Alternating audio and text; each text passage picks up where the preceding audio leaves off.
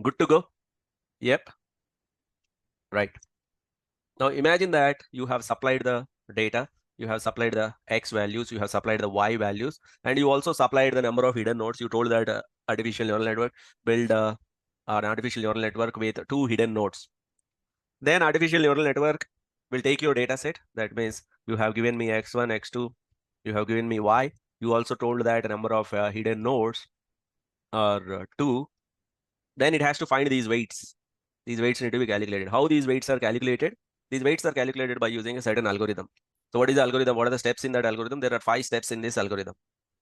So how these 5 steps work? How do we get these weights? So here is the first step. I have to find these weights. So first, randomly these weights will be initialized. That means some random numbers will be given here. So the idea is start with some random weights, iteratively change them so that you get the best optimal weights. Finally, you'll get the best optimal weights. So once you have initialized it randomly, the next step is you supply the data. You supply the data of x1, x2 because you have given x1, x2 versus y data is with us. So you supply the data, make the calculations forward. Because once I have x1, x2, previously these weights were initialized. Based on that, I can calculate h1. Based on these weights, based on x1, x2 values, I can calculate h2. Based on h1, h2, I can calculate the value of y if I have these weights. Supplying the data of x, making the calculations forward, that is known as feed forward step. What is feed forward? Supplying the data, making the calculations forward. But at the end of feed forward step, you have the y predicted values. You supply all the values of x1, all the values of x2, then you will get the y predicted values at every point. This particular step is known as feed forward. At the end of feed forward, you have the y predicted values and you have the y actual values from the data. So what you can do is you can calculate the error. So the next step is you calculate the error at the output layer level. So feed forward step followed by error calculation step. What is error calculation? You compare y actual values with y predicted values. Obviously, all the y predicted values will be erroneous. Why they will be erroneous? Because the weights were totally random. So you will get some predicted values, but they will be totally random predicted values. So you calculate the error at the output layer, which will be very high anyway. And that error happened due to these wrong weights. But we need to realize one thing. This error over here did not occur only due to these 3 wrong weights. There is some contribution from H1 in this error. There is some contribution from H2 in this overall error. Do you agree or not? It's not just these 3 wrong weights that are contributing to this highest error. These weights are also wrong. These weights are also wrong. That is why this error was high. So what we will do in the next step is based on the error at the output layer here. What we do is we propagate this error backwards and find out what is the error contribution by H1. By using some partial derivatives, we can find the error contribution by H1. By using some partial derivatives, we can find the error contribution by H2. Because after all, y is a function of H1, H2. Do you agree? Y is a function of H1, H2. So if y is a function of H1, H2, we can find out what is the H1 contribution in the error at y, what is the H2 contribution in the error at y. Obviously, that will be a little bit of complex calculations, but still we can find it. That particular step where you find the error at the output layer and find out what is the error contribution at H1, what is the error contribution at H2. That particular step of finding that error is known as backpropagation step. What is backpropagation? Finding the error at the output layer, propagating it backwards to find out the error at the hidden layer, hidden node 1, hidden layer, hidden node 2. So your steps are you do feed forward. At the end of feed forward, you have the y actual, y predicted values. You do error calculation. What is the step after error calculation? Error calculation followed by backpropagation. Neural network algorithm, very famously known as backpropagation algorithm. The name backpropagation is coming from this particular step, finding error at the output layer and propagating it backwards to find the error contribution at each hidden node level. At the end of backpropagation, you have the error here, you have the error here. And I know that this error has occurred due to these 3 wrong weights. This error over here has occurred due to these 3 wrong weights. There's no other contribution. So I will move the weights. I'll find that delta weight. I have to move this weight. I have to change the weight here.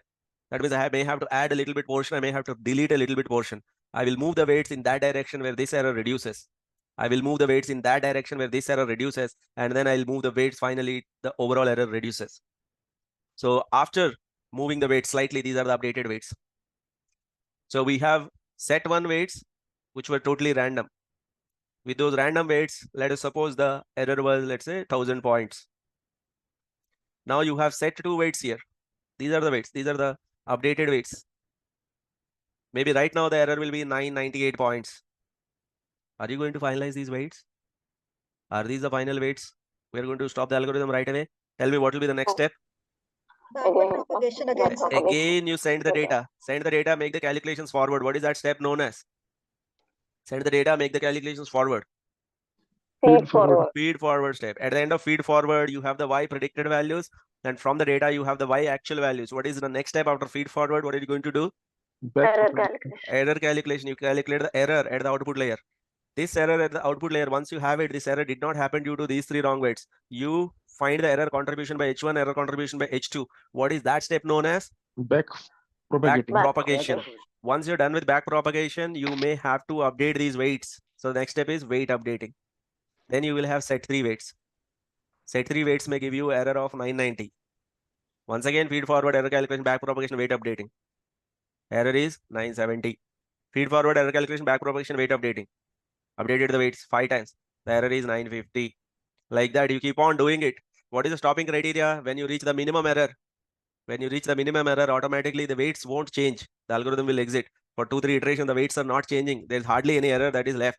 So the delta weight will be very, very minuscule. The weights won't update. Then the algorithm will exit. Or once you reach the 0 error, there is no need to change the weights. 0 error may not be possible always, but once you reach the minimum error, automatically the algorithm will exit, saying that the same weights are coming again and again. That means it automatically will exit. So this whole algorithm is known as backpropagation algorithm. The point is, it all happens in the backend. We don't get to see this. This is a theoretical part that I'm saying. We don't get to see this. All these steps will happen in the backend. That means if you have this type of data, let's say if you have this data, you have zeros here, ones here, zeros here, ones here. If you oversimplify this data, it looks like this: zeros here, ones here, zeros here, ones here. This is your data. In fact, if you want to represent it like tabular format, this is the data. Let's say these are points A, B, C, D. Tell me what is this first row? Which point is this out of A, B, C, D? This is X1 axis, this is X2 axis, and Y is on color. So what is this first point? X1 is 1, X2 is 1, and Y is 0. Which point is this? This constitute to X1 is 1, X2 is also 1, and Y is 0. This is point D. X1 is 1, X2 is 0, Y is 1. Which point is that? X1 is 1 here, X2 is 0. So this is point C. Check that out. X1 is 0, X2 is 1. This is point A. X1 is 0, X2 is 0, Y is also 0. Which point is this finally? B. So this is the data, and this is the visual representation of that data. Now the data looks straightforward, simple and straightforward. X1 value is there, X2 value is there, target variable Y is there. In my target variable, I have 2 values. Class 0 is there, class 1 is there. Is it a case of logistic regression? Looks like class 0, class 1. It looks like a case of logistic regression. But can I build a logistic regression model here? Is it sufficient, or is it possible to separate class 0, class 1 with one decision boundary? A single decision boundary, can it separate class 0, class 1 in one go? No, sir. How many decision boundaries are required to separate this? 2. How many decision boundaries? Minimum 2 are required, either this way, or what is the other option that we have? Or this way. There are 2 decision boundaries required. So that means if I'm drawing a network for this, so for a neural network model, I have to give my data and mention how many hidden nodes are required. I'll say there are 2 hidden nodes. There are 2 hidden nodes that are required. So what will be the network? How many nodes are there in the input layer X? How many nodes are there? Input layer. How many variables are there for you? 2. X1, X2. Hidden layer. How many do we configure? How many hidden nodes are required? 2. H1, H2. You have one output. Do you understand what is the third one? Intercept, isn't it? 3 plus 3 plus 3. 9 weights need to be calculated. So if you give this data, if you mention 2 hidden nodes, neural network will return how many weights to you? 3. 9. 9 weights. How does it return 9 weights? From X1, X2, it will build H1. From X1, X2, it will build H2. From H1, H2, it will build Y, which is like overall 9 weights will be given to you. So neural network job is to find these 9 weights and give you. So let us recollect the algorithm once again. What is the first step? What does it do? Randomly initialize these weights. Let us suppose these are all the randomly initialized weights. What is the next step? Send the data, make the calculations forward. Do you have the data set with you? This is one of the data point, isn't it? This is our data point. So let us send the data. So sending the data, making the calculations forward. What is this step known as? Feed forwarding. Feed forward step. At the end of feed forward, you have the Y predicted values. This is a y predicted value. Can somebody tell me for this point what is the y actual value? What is the y actual value? 0 is the y actual value. Mine 0.71 is the y predicted value. You compare y actual, y predicted, you calculate the error. This is for one point. Like that, for every point, we get the y predicted. For every point, anyway, we have the y actual values. Compare y actual, y predicted. So after feed forward, what is your next step? Feed forward followed by error calculation. So there are complex formulas that we will use to calculate the error at the output layer. Feed forward followed by error calculation, followed by, after calculating error, what will you do? Backpropagation. Back propagation. Based on the error over here, you'll try to propagate it backwards, find out what is the error contribution here, what is the error contribution here. That is known as back propagation. Once you have the back propagation, you have the error contribution made by H1, you have the error contribution made by H2. What is the next step? This error happened due to these 3 wrong weights. This error happened due to these 3 wrong weights. Back propagation followed by, you have to update those weights. Weight updating. So you have to, again, there will be formulas that will tell you how much weight need to be updated, whether it has to be added, whether it has to be deleted, etc. You will update the weights. So these are the updated weights at the end of iteration 1 or epoch 1. You do this multiple times until you get the final model or final weights. These are the final weights. Again, this representation, this graphics, you will not get to see any of them. Only in 2 dimensions it is possible to draw. We can draw and see, but in reality, we will be working with multiple dimensions. So the good news is you don't really need to code all these steps. We don't need to write the code for weight calculation, updating. We don't need to write the code for feed forward, back propagation, weight calculation, updating, nothing. You supply the data, you supply the number of hidden nodes, that's it. Automatically, the model will be built. Whatever we have discussed here, the back propagation algorithm, that is for our own explanation sake, we have discussed. In reality, you will be supplying the data, you will be getting the output. But number of hidden nodes within one shot, we will not get, maybe multiple iterations. That means when you are building neural network models, you're not building one model. You'll build multiple models and you choose the best model out of it, which has highest train accuracy, matching test accuracy. Now we are going to see how do we build neural network model in Python by taking a very complex problem statement. Until now, I have shown you all simple problems with two dimensions for our sake of visualization and understanding. But in reality, we will be using neural network for very large problems. Go ahead with the questions before we start that case study. Venkat, sir, do we do feature selection or normalization before neural network, before deploying this model? Basically, what happens in neural network is not used for numerical tabular data that we see in our regular life. Most of the tabular or structured data is not that complex. When you talk about neural network, automatically you're thinking about very, very complex problems like image classification, object detection, face detection, or the large language models behind them. So the regular process that we follow, normalizing the data or outlier detection, that doesn't really come into the picture for such complex problems. Okay. Yeah, correct me if my understanding is wrong. Like these weight calculations are nothing but for final, we have to finalize the region for the particular x1 and particular x2 to get the right predicted y. Instead of region, I think if you use the word hidden node or the decision boundary, then your understanding is right. Basically, we're finding all those decision boundaries internally. Let's say if you have zeros here, if you have ones here, if you have zeros here again. So what neural network is doing is, and we told that number of hidden nodes are 2, then it has to build 2 decision boundaries, isn't it, somewhere? So when the weights are totally random, then these are the 2 decision boundaries. This is H1, this is H2. Obviously, the error will be high. Iteratively, what are we doing? Eventually, we are moving this H2 here. Iteratively, we are moving this H1 here. So this is H1, this is H2. This is the final one. Finalized, like once you have the final weights, H1, H2 will appear here. Initially, they were here. Makes sense? Yeah. So initially with random weights, you have these random decision boundaries which are not making any sense. You have the highest error, and slowly you are moving them in that direction where the error will reduce. That means you are putting these at the right place. Now that is my interpretation, my understanding, like to get it easily. But in reality, nothing like this happens. In reality, everything is a very complex optimization problem where you are finding, like there's something called error function that we define. Do you remember? There was one error function that we have defined in regression where we are trying to find such beta not such beta 1 that will minimize that error. So that error function was kind of convex, where one solution was there, but here the error function will be very, very complex. And then we are trying to find the best solution where we have the minimum error internally. Yes. Yeah. Thank you.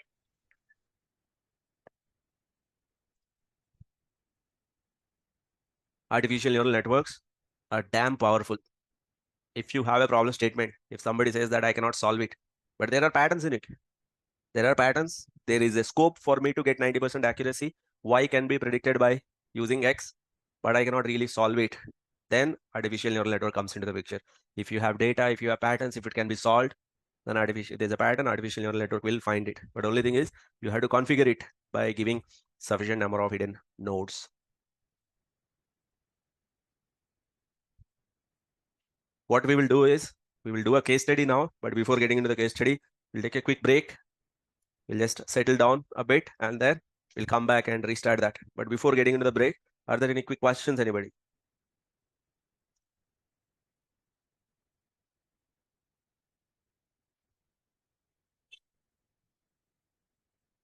All right then. Let's meet at 10:20. Take a 15 minutes break and then we'll regroup.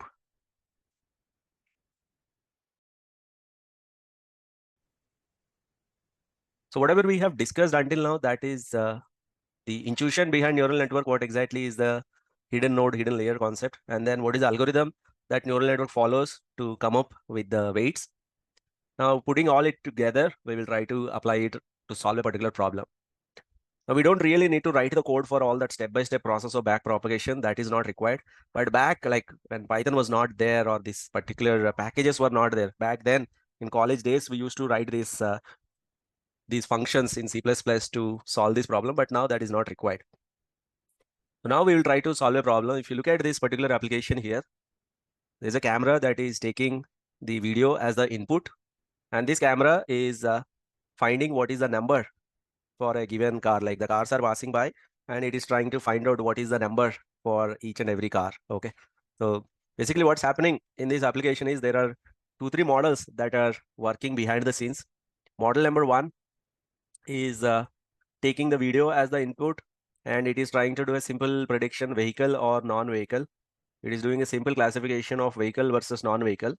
Model number 2 will take the input of vehicle and do a simple classification of number plate or non-number plate. So model number 2 will take this as input and it will predict whether it is number plate or whether it is not a number plate. So basically it will be a number plate detector. Model number 3 will take this number plate and then try to divide it into 6 or 7 or 8 pieces, probably 8 pieces. Model number 3 is going to divide the number plate. Model number 4 is going to take this image as input and then predict this is number 7. This image as input, predict this is number 9. This image as input, predict number 4. This image as input, predict this is letter N.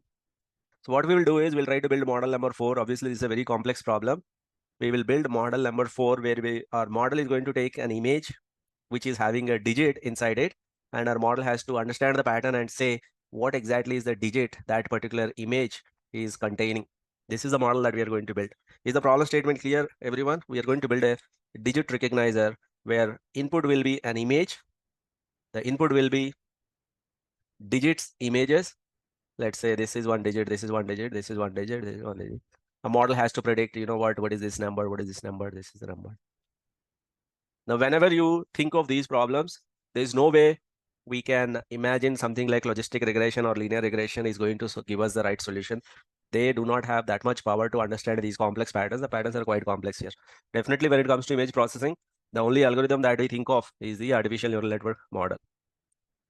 Now, let's see how to solve this problem. There are a few facts that we need to know before getting into image processing or video analytics. If I'm saying I'm analyzing my video, I'm analyzing a video. In real world or in the world of computers, videos don't exist. Do you know that? There's nothing like a video. If you take a video, if you take 1 second footage and observe it carefully, you know what you'll realize? Every video or 1 second video is a collection of frames.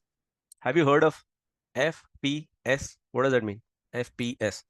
Frames per second. Frames per second. A frame means an image. So if you are analyzing videos, there are no videos. You are analyzing a lot of images together. In reality, there is no video. This whatever you are seeing here is not a video that is getting played here. Whatever you see here is set of images that are moved so quickly. Within 1 second, I think 24 images are there. Within 1 second, 24 images are shown to you. So your eye gets an illusion that, you know what, there is something moving. This car is moving from here to here in this video. Not really. I'm showing you one image of the car in this. I'm showing you another image of the car when it is here, another image of the car when it is here, when it is here. So then you will get an illusion that this car is actually moving in this image, in this video. But actually video analysis is nothing but image data analysis. Video analysis is nothing but static image analysis only. Do you agree? Video analysis is static image analysis. So if somebody says I'm analyzing videos, they're actually probably analyzing a lot of static images. And what you will realize is in the world of computers, there are no images. There are no pictures. There are no images actually. If you get into a computer, you will never see any image. Every image or every picture is a collection of what? Dots. Pixels. They are known as pixels. Have you heard of these pixels? That means if you see this one inside a computer, that will be stored as RGB, some 255, 0, 0. That's a red dot. If you see this one, that is RGB, that is 0, 0, 255. It's a blue dot. If you see this one, so that is RGB 0, 255, 0. That's a green dot. By changing these values, we can change the color of that particular dot or the pixel. So if somebody is saying, I am analyzing images, they are not really analyzing images, they are analyzing the pixel values that are forming that image. So at the end of the day, image data analysis is numerical data analysis only. Numerical computations, numerical data analysis. But the data is quite different from the regular tabular data that we see. It's very, very different. Regular tabular data has rows and columns, but this one, images, you have pixel values in it. If it is a black and white image, every pixel will be a value between -1 to +1. -1 is white, +1 is black. If it is a color image, every pixel will be given by this. If it's a color image, every pixel will be represented like this. So what I'm trying to say is video analytics, image data analysis, behind the scenes, everything is numerical data analysis only. As humans, we see images like this and we think that, you know what, this is an image. But as a computer, it is stored like this inside the computer. -1 means white, -1 means white, white, black, black, pure black, black, black, somewhat grayish. This is what you see, this is what it is getting stored inside. Is there any proof that this is nothing but this? So what I have done is I have done some conditional formatting on this. So what I have done is I have taken the data and then I have done some conditional formatting on this data. So it looks like this. Let me just adjust this one slightly. It has. So the way it works is if I take this and then try to, whenever it is near to 1, I have given black. Simple Excel conditional formatting I have done. If it is near to -1, I have given white color. So white to black is what I have done based on the value inside this. This is what is the data, tabular data. This is what you will see. So this is the human vision. This is what computers see. I'm not really lying. This is a fact that every image is read as a collection of numbers. Is there a proof for it? Let us do one thing. Let us try to get an image into our system. So here I'm trying to import an image. I'm trying to store it in a Python object called X. So what I'm claiming is X is not an image. X is an array only of numbers. If I try to plot X, then it will show the image. But if I directly print X as it is, then you will see the numbers. So when first I tried plotting X, so this is an image of a cat. When you plot cat, the cat looks like this: 3560 pixels in the height, 5360 pixels in the width, and 3 RGB. Every pixel has 3 values. So that is the shape of the image, and this is how cat looks like. But if I try to print X as it is, internally the raw form of it, if I try to print X, what you see inside is numbers that are forming that cat. These are the pixel values. So if you are building a model that will predict whether it's a cat or a dog, whether it's a person, or whether it's a table, whether it's a car, I will not be analyzing the cat image. I'll be analyzing the pixels that are forming the cat image. Are you getting the point that I'm trying to explain here, everyone? Image data analysis is nothing but numerical data analysis. So in our case, we have these images given to us. The data contains several images. In fact, this is one of the example data point from our data only. Our data is of the size 16 by 16. There are 16 pixels in the height, 16 pixels in the width. So you have x1, x2, and so on, x16, x17 to x32, and so on, x256, x240 to x256. These are the 256 pixels. So the data, what I have done is I have taken these images, I have converted this into pixels, and I have converted this into numerical format that we generally are comfortable to handle. So the data that you get will be looking like this. You will have 256 pixels for each of the image that you are getting. Pixel 1 value, pixel 2 value, pixel 3 value, and so on, pixel 256. All those values are given to you. And you also need to know all these pixels put together, what is the number that they are getting. So the target variable, this is 6.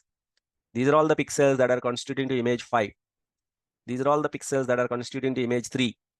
These are all the pixels. There is 6 inside that image. So the data has each row indicates one number or the image of a number, and these are all the pixel values. If we try to see the data, it looks like this. Import the package. So I'm importing train and test data. And I'll try to show a couple of sample data points from the train data. Let us see how do they look like.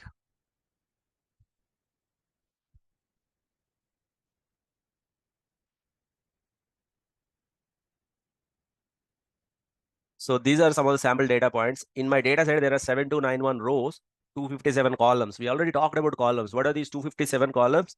You have 256 pixel values, pixel 1 to pixel 256. And you have class 0, which is the target variable. This is the image of 6. This is the image of 5. This is the image of 4. And these are all the pixels that are constituting to 4. These are all the pixels that are constituting to 7. Have you got a hang of this data, all of you? The train data, images are converted into these pixel values, and these are the first 5 rows. Like that, there are 7,291 rows. That means I have 7,291 images that I'm considering for building the model here. Now, one of the questions that was asked in one of the classroom was, we have only 10 distinct digits. The digits that we have are 0, 1, 2, 3, and so on, 9. Now, why can't we build an artificial neural network model with just 10 images? Why are you taking 7,000 images? What is the need for taking 7,000 plus images? Why can't we work with simply 10 images? What's your answer for that? Positions and patterns. The patterns will be slightly different, isn't it? Let us suppose if I have only one image of 7, if I build a model with this, do you think this 7 will be identified by model? This is 7, this is also 7, this is 7, this is also 7. 7 itself is represented in multiple ways. The best model would be, the best idea would be to give all the patterns related to 7. Send it to the model, let the model understand all these patterns so that in future, if it sees any nearby pattern, it will predict that as 7. So there are multiple patterns. That is why we have to take multiple images of 0, multiple images of 1, multiple images of 2, etc., etc. We have to take as many as possible. So what is the count of images that I have taken? Zeros I have taken 1194, ones 1005, twos 731, 6 images 664, like that. Multiple images of 0, multiple images of 1, 2, 3, 6. I have taken multiple images. If you want to see a sample image, let's say if we take this image, if I reshape it as 16 by 16, because there are 256 images here. If I reshape it as 16 by 16, actually this particular piece of code will take an image and it will try to reshape it as 16 by 16 and randomly print some images from the data. So these are some of the random images from the data. If you re-execute randomly, 3 more images will be picked, and then you will be getting like, this is the random set of images from the data. 0, 1, these are all the ones. So these 256 pixels are your input. So if I talk about the neural network model that we are going to build, a neural network model has how many input nodes right now? How many input variables are there? How many input nodes in this neural network model that we are going to build to solve this problem? Each 10. pixel becomes an input variable for you. Overall, 256. So you have input layer with 256 nodes. What are 256 nodes? Each image is 16 cross 16. Each pixel becomes an input node. Do you agree? Are you going to use all the pixels? Are you going to use 1 or 2 pixels to predict the target variable? All these pixels must be used. Yeah. 256 nodes are there. Now the target variable, why? the output layer, is it a binary classification of y versus 1 versus 0, or is it a multi-class classification? Is it a binary classification or multi-class classification? Multi-class classification. It is a multi-class classification problem. So the target variable y could be 0 or 1 or 2 or 3 or 4 or 9. So the target variable y in the output layer, we have 10 nodes, y0, y1, y2, and so on, y9. That means given any image, it could be 0 or 1 or 2 or 3, or like if it is binary classification, there is only one node. If it is multi-class classification, the number of nodes in the output layer are equal to the number of output classes. Input layer 256 nodes, output layer 10 nodes. As of now, we haven't yet defined the hidden layer as of now, and how many nodes are there in that hidden layer, which we are going to configure in some time. As of now, the network looks like this. Makes sense, everyone? Now let us start building the model here. Before building the model, there are a few things that we need to prepare. We have to take each variable x1, x2, and so on, x256. Look at the minimum value of the variable, maximum of the variable, minimum and maximum of the variable. We have to calculate minimum and maximum of each variable. Keep them in a very large list.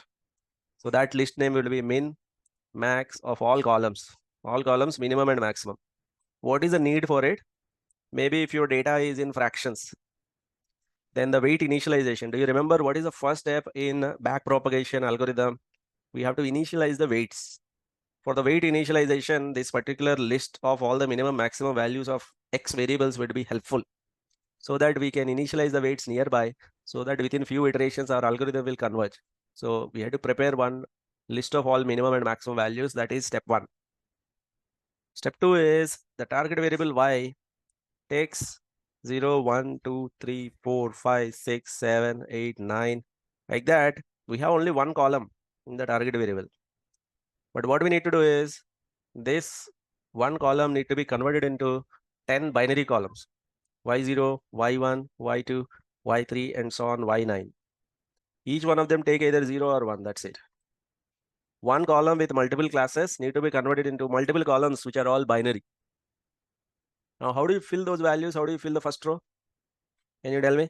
How do you fill the first row? If y value is 0, how are you going to fill all these 10 columns? It will be filled like this. 1, 0, 0, 0, 0, and so on, 0. How do you fill the second row? 0, 1, 0, 0, 0, 0, 0, 0. Third row will be 0, 0, 1, 0, 0. Let's say if this is also 1. Fourth row is also 1. How are you going to fill it? 0, 1, 0. This is 1, right? That means y1 will, y0 will be 0. Y0 will be 0. That's right. And then what will be y1? 1. That will be 1, and remaining will be. So we are converting one multi-class variable into multiple binary variables. These variables are known as dummy variables. These are known as dummy variables. This is also known as dummy variable creation. One more name for this dummy variable creation is one-hot encoding. What is this called? One-hot encoding. Converting one multi-class variable into multiple binary variables is known as one-hot encoding. So before building the model, we have to supply the minimum and maximum of all the columns. Take each and every column, calculate the minimum and maximum values for all the columns, store that in a list. Convert one multi-class variable into multiple binary variables using pd.getDummies. Supply the Y train, then you will get dummy variables. Once you create these two, then you can build the model. Let me show you once again how it is done. This is a piece of code by using pd.getDummies. Even though it shows as true, false, these are system variables. False is not a string here. False is number 0. True is number 1. So 6 is true here, 5 is true here, 4 is true here. 6, 5, 4, 7, and then 3. 6, 5, 4, 7, 3 are the first 5 rows. 6, 5, 4, 7, 3. So earlier it was 6, 5, 4, 7, 3. Now it will be true, true here, true here, true here. Instead of taking that one column as the output, we have to take these 10 columns and supply to artificial neural network model as the output. And the other one is find the minimum and maximum of every column. 256 variables are there. For all of them, minimum and maximum of all the columns. This will be supplied to the model while building it. Once you're done with these two, we are ready for building the model. We have to configure. We have to tell artificial neural network to take this data and this configuration as the input. How do you do that? This is the actual model configuration. My model is equal to package dot subpackage dot the function neural network feed forward. The first parameter is min max, and we have supplied minimum and maximum of all columns. Is this understood? In this parameter, we have supplied the minimum and maximum of all the columns that we have earlier calculated. The second parameter is size. In that, there are two parameters: number of hidden nodes, number of output nodes. Let's talk about this one. Number of output nodes are given as 10. Why? Number of output nodes are given as 10. Why? In our data set, 10 columns. Multi-class. there are how many classes in the output? It's a multi-class classification problem with 10 classes. So can we change this value, or it depends on the data? Here, instead of 10, can I give 6? Does it work? Is it in my hand? No. It depends on how many classes are there in the target variable. In my target variable, there are 10 classes. I must freeze it as 10. How about this one? This is known as number of hidden nodes. Right now, I have configured number of hidden nodes as 20. But at this point of time, do I really know whether 20 is the right number, 20 is the wrong number? Is it going to give me underfitted or overfitted? At this point, do I really know before building the model whether it's going to work or not work? Do we know that? No. Right now, I don't know. We'll go with this. It may give underfitted model, it may give overfitted model, then we'll configure, do it 2-3 times, then we'll finalize the model. The number of hidden nodes in our hand, number of output nodes, depending on the data. The next parameter is transformation function. You have input layer, you have hidden layer, you have output layer. The function that goes from X to H is a logistic function. This logistic function is known as sigmoid function. For some reason, there is no place in the whole artificial neural network you will not see anybody using this function name. The function is e power x by 1 plus e power x only, but we usually call it as logistic function, but in the artificial neural network terminology, we call it as sigmoid function. So whenever you see sigmoid, this is the function. So from input to hidden, sigmoid function; from hidden to output, sigmoid function. So later on, in the advanced neural networks, there are some other functions that can be used, but for us, in all purposes, we will use sigmoid function. So that it means for the transformation function from input to hidden, this into 2 means from input to hidden, hidden to output, that is sigmoid function only. This is the network configuration, and we will say that I want to train this model by using backpropagation technique, resilient backpropagation. Then I'll supply my data. My model.train, supply X data, supply Y data, and then I have already supplied number of hidden nodes. Show equal to 0, show equal to 1. It takes two values, 0 or 1. Show equal to 1 means show iteration by iteration, epoch by epoch, show me the values. Show equal to 0 means show me the final output. I'm not interested in iteration by iteration output. Usually it's not a good idea to disturb the algorithm, so show equal to 0 is a good idea. Epochs equal to 300. This is like maximum number of epochs. What is an epoch? You do a feed forward, you do the error calculation, you do the backpropagation, you do the weight updating. This whole thing is called as one epoch. Feed forward, error calculation, backpropagation, weight updating with one full data is one epoch. Epoch 300 means maximum number of epochs is 300. Let's say if you get the output much before that, if the weights converge in 70 iterations, within 70 it will exit. But max to max, it will go for 300 iteration, which is a very large number.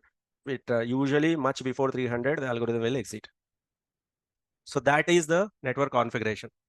With this configuration, if we execute this, if I execute this, saying that this is the number of hidden nodes that I want, this is the number of output nodes that I want, and this is the X data, this is the Y data, and these are the number of epochs. Until now, whenever we executed model building, we got the output within a flash. Now this is still executing 17 seconds, 18 seconds, because the number of calculations are huge. This is not a simple model. This is a complex model. You have input layer with how many nodes? Tell me once again. Input layer with how many nodes? The number of nodes in the input layer are 256. 256. Hidden layer, how many have we configured in hidden layer? Hidden layer, we configured it with how many nodes? 20. 20 nodes. Output layer has 10. how many nodes? 10. 10 nodes. Remember, these are number of nodes. Shall we calculate the number of weights that need to be calculated by artificial neural network model? How many weights it has to calculate? Weight 1, 2, 3, 4, and so on. 256 weights related to H1. Yes or no? 1, 2, and so on. 256 weights related to H2. 1, 2, and so on.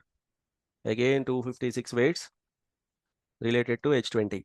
So from input to hidden, how many weights are getting calculated? Input to hidden, 256 into 20, 5120 weights. In fact, if you add bias term, which is like bias means the intercept that we're talking about, that is another 20, 5140. Isn't that true? But to keep the calculation simple, let us look at this number. Are you getting 5120? Is it making sense to you? From input to hidden, these many weights need to be calculated, yes or no? Is that all? Are there any other weights?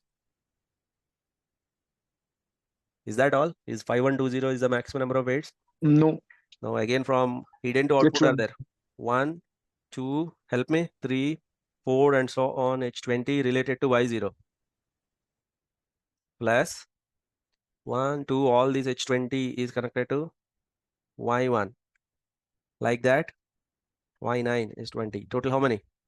20 into 10, 200. Total how many weights are we calculating? 5120 plus 200, 5320 weights. These are known as weight parameters. So how many parameters are there in our model right now? The number of parameters in our model? There are 5320 weight parameters are there in our model. If you take a simple logistic regression, x1, x2, x3, if I have, let's say 30 variables, let's say I'm building a credit risk model, 30 variables are there.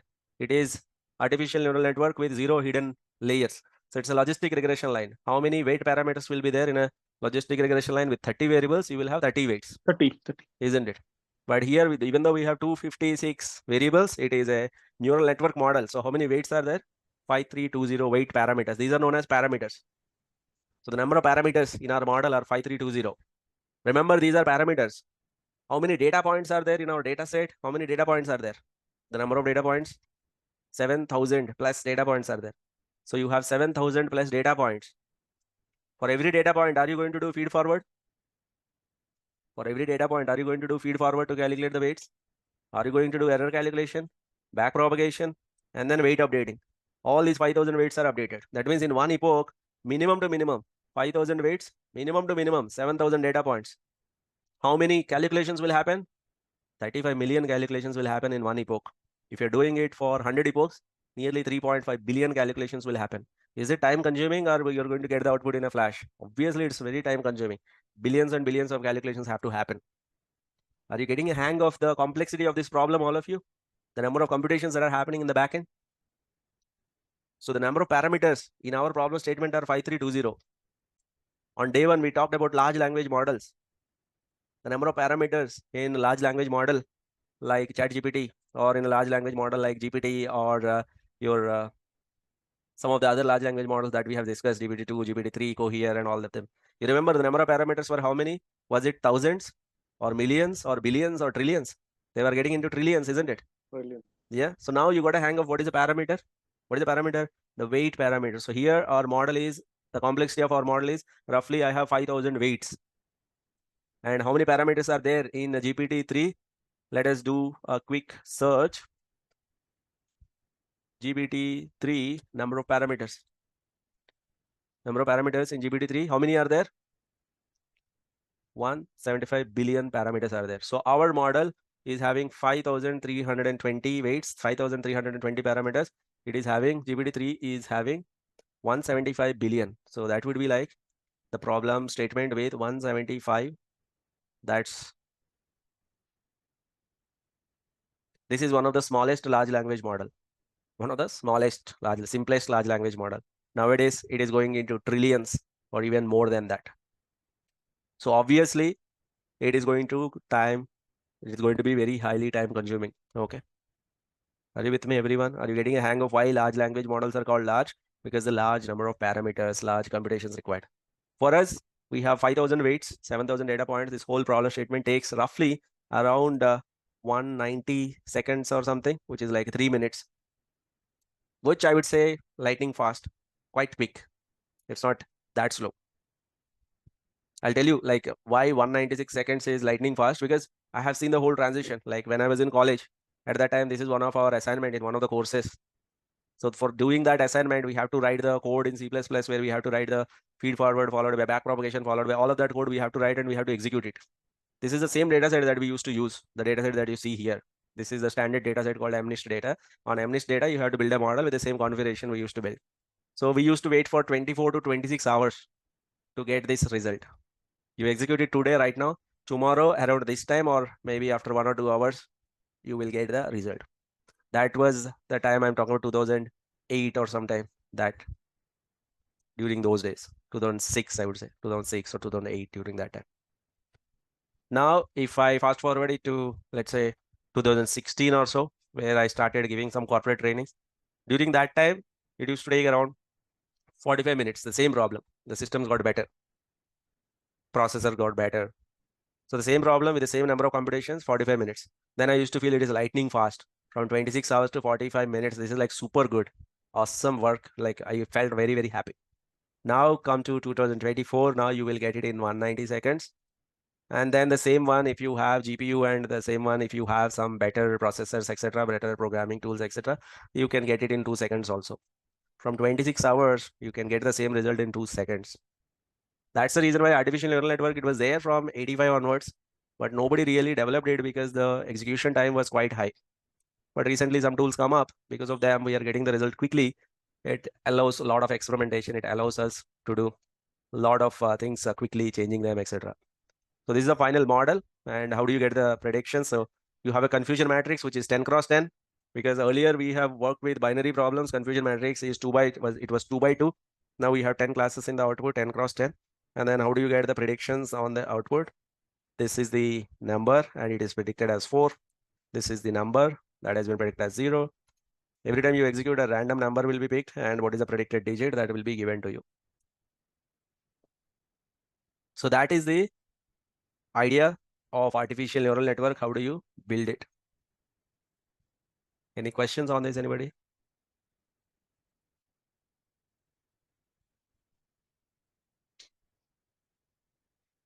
Artificial neural networks are known as universal error function approximators or universal problem solvers.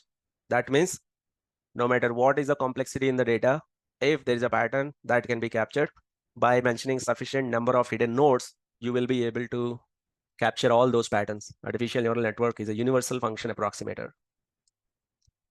universal error function approximator. So what are some of the real world applications? So here we have taken an image, a digit as input. It is predicting what is a digit inside that. For example, if I give the image of a tree, if I give the image of, let's say, cars, if I give the image of, let's say, human beings, images of, let's say, cycles, okay, and all of these, and then try to build a model on it. And then if I use it in a car, that will be an autonomous car or self-driving car, where it keeps on taking the input and try to predict what is the probability of this becoming all these objects, what is the probability that it is a road. It will go in that direction. Where there is a higher chance for it to be a road, it will go in that direction. So some of the real world applications, very advanced applications, are like artificial neural networks are used in self-driving cars, speech recognition, face recognition, cancer cell analysis, heart attack predictions. We are wearing these smart bands, right? The smart bands continuously track the data. What is the pulse? What is the blood pressure? What is the heartbeat? All those are like, what is SpO2 level, etc. So what happened? Somebody was wearing an Apple Watch and he was driving on a highway. He met with an accident, and the Apple Watch detected that his pulse was going down and his SpO2 level was going down, BP was going down, and suddenly it sent 5 messages to 5 of his close friends as SOS message, and that person got saved. It was impossible for a person who is that far along to save him. Like literally, Apple Watch saved a lot of lives just because of these models that are making predictions. These are some of the real world applications of artificial neural networks. Any image processing problem that you see here, or any advanced computation, or any advanced machine learning or artificial intelligence related models that you see, anything that is working behind robotics, every model that you talk about, that is artificial neural network model only.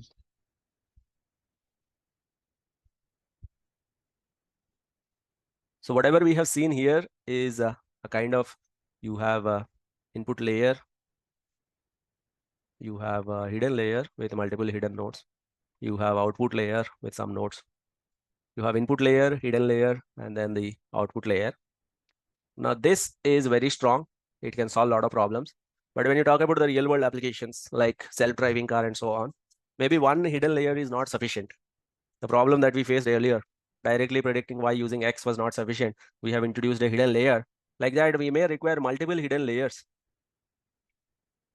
with multiple hidden nodes in them. The problem statement is so complex that with one hidden layer with multiple nodes, it may not be possible to solve it. Something like self-driving car, we may require multiple hidden layers with multiple hidden nodes.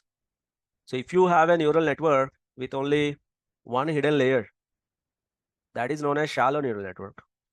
It is known as shallow neural network. If you have multiple hidden layers with multiple hidden nodes in them, that is known as deep neural network.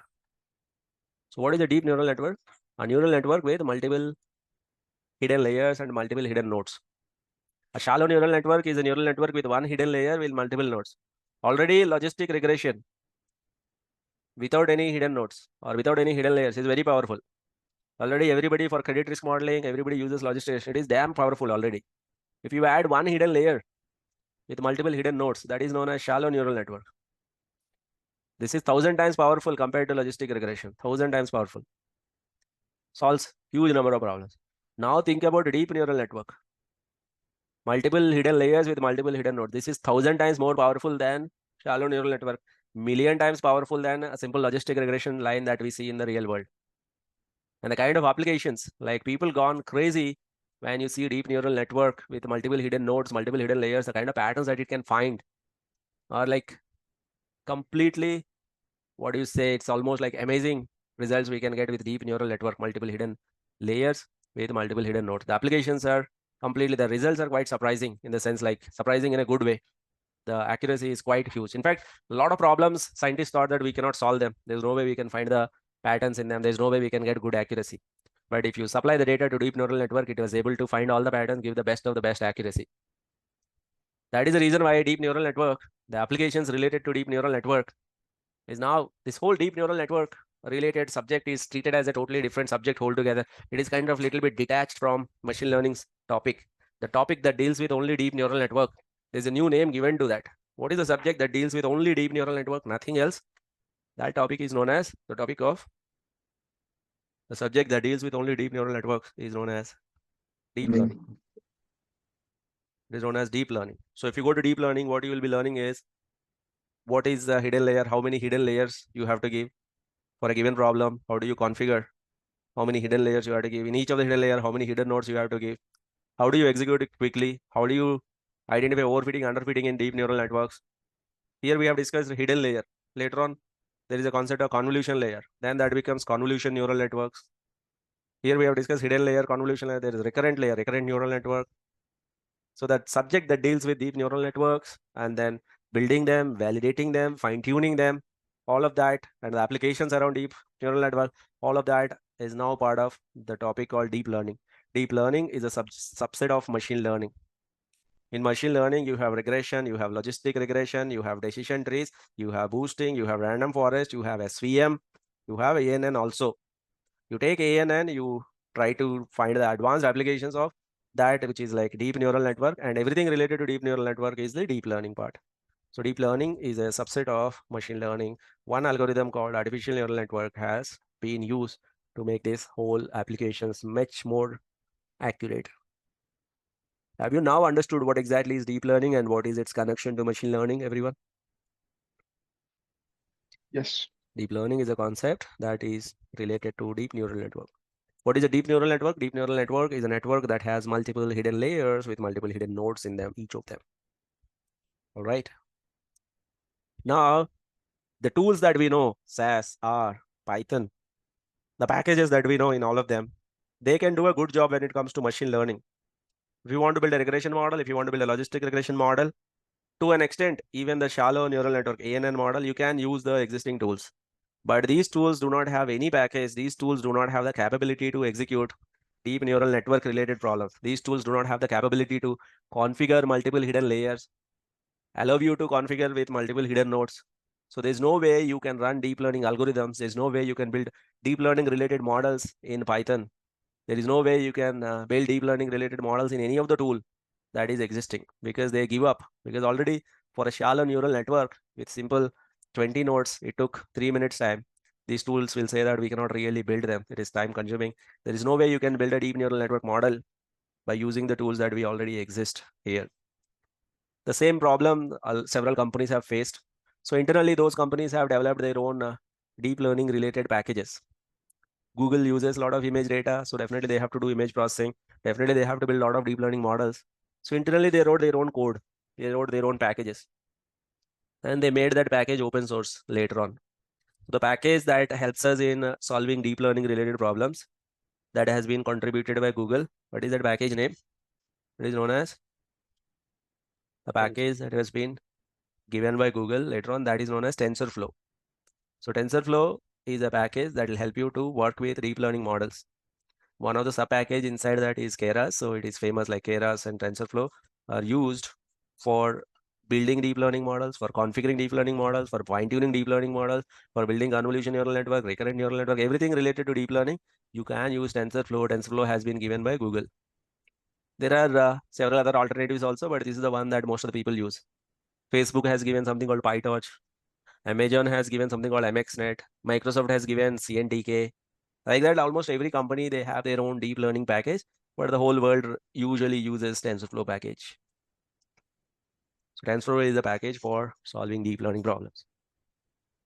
So as I told you, shallow neural network is 1,000 times better than logistic regression line. The whole world right now, our credit risk industry is here, whereas a shallow neural network will be giving 1,000 times better results or better patterns it can find. And deep neural network is 1,000 times better complex than the shallow neural network. So almost this is 1,000,000 times better than logistic. That is the reason why we have unusual, unreasonable accuracy with deep neural network models.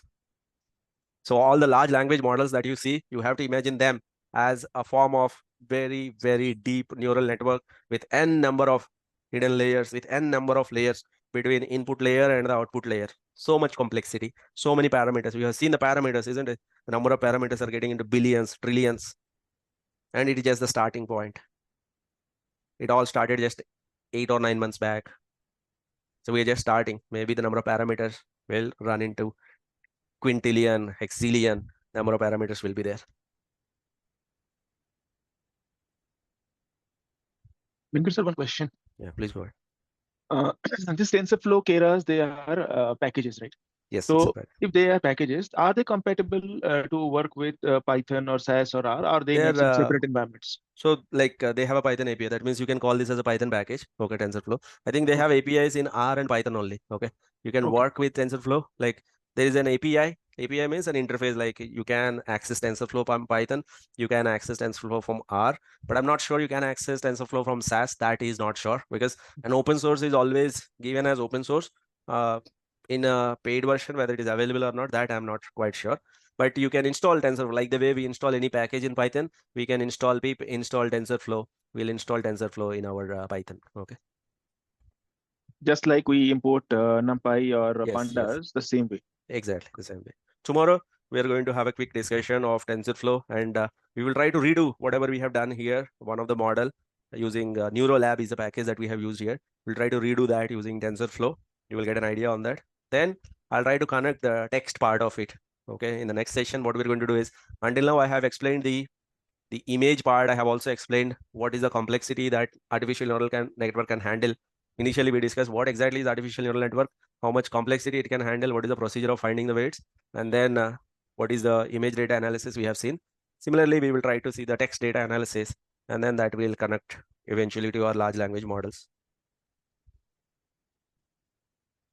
Venkat, I have one question on the function. We have used sigmoid, right? Right. In this example, Right. we can use other as well, right? And as of now, to keep things simple, imagine there's only one function called sigmoid. Okay. If there's a requirement, I'll introduce them later on. Okay. Okay.